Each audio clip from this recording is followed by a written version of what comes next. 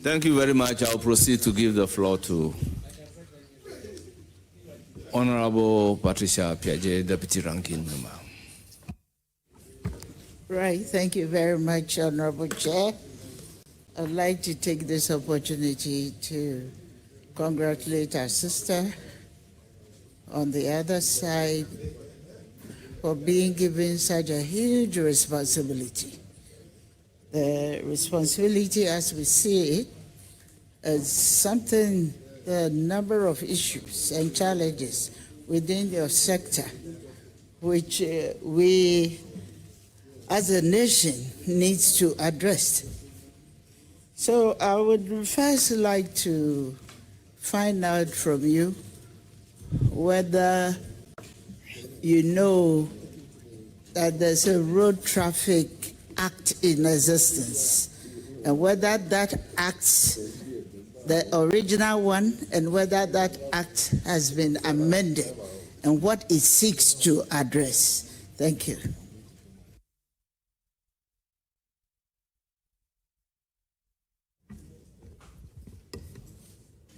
As well.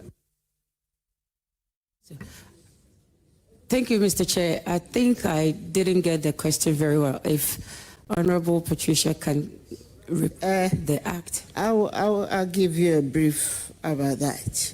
And I know that the Road Traffic Act was enacted.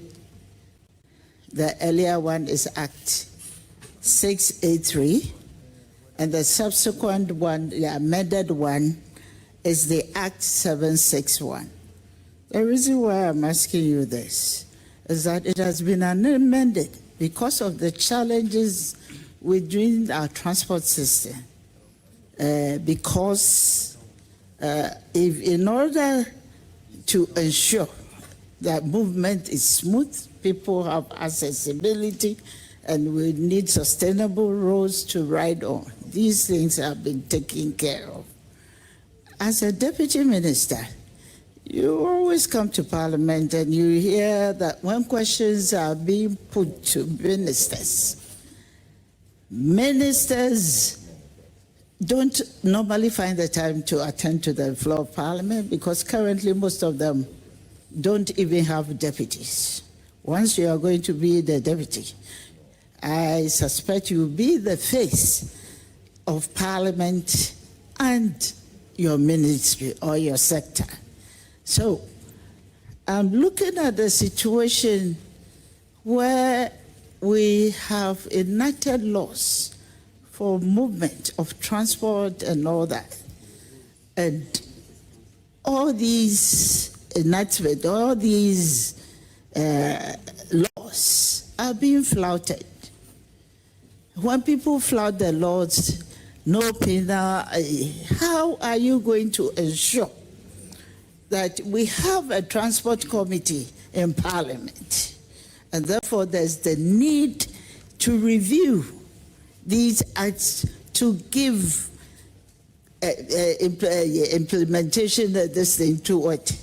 So how are you going to ensure that you recommend to your minister to ensure that we review these ones to make it a bit biting? Thank you. Thank you, Honorable Chair. Yes, when I'm giving the nod, I would check with my minister and sit with him and see how best and suggest some or make some recommendations and take it before the committee to see how best we can make that work. But currently, I think it's been reviewed. It's been reviewed. So I would liaise with my minister and see how best we can make changes to make things better. Thank you.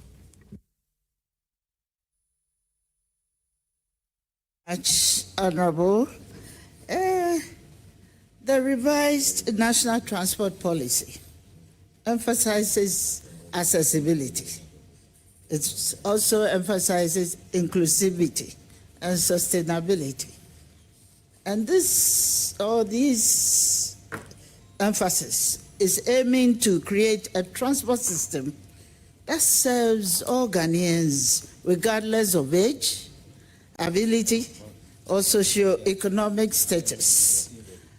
However, many transport systems, such as Trotro, are not designed with persons to accommodate persons with disability.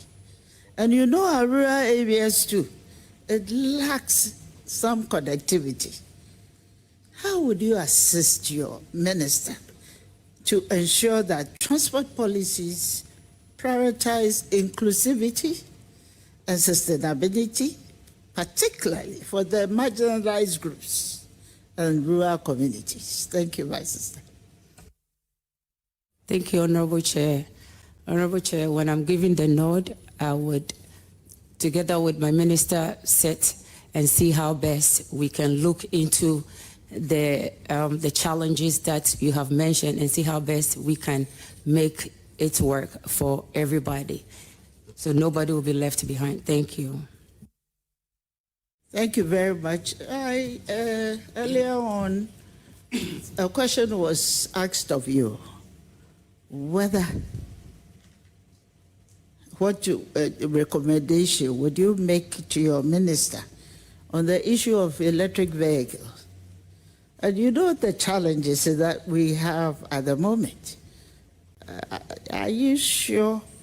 The first question is, are you sure we have enough EVs or charging system?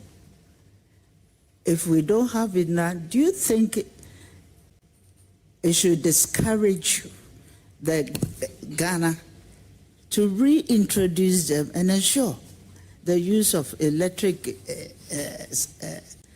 transport system? Thank you. Thank you, Mr. Chair. Mr. Chair, with the briefing I had with my minister, I was told that 10 buses are currently in Ghana. Of course, 100 were ordered, 10 were delivered, 4 of them are working.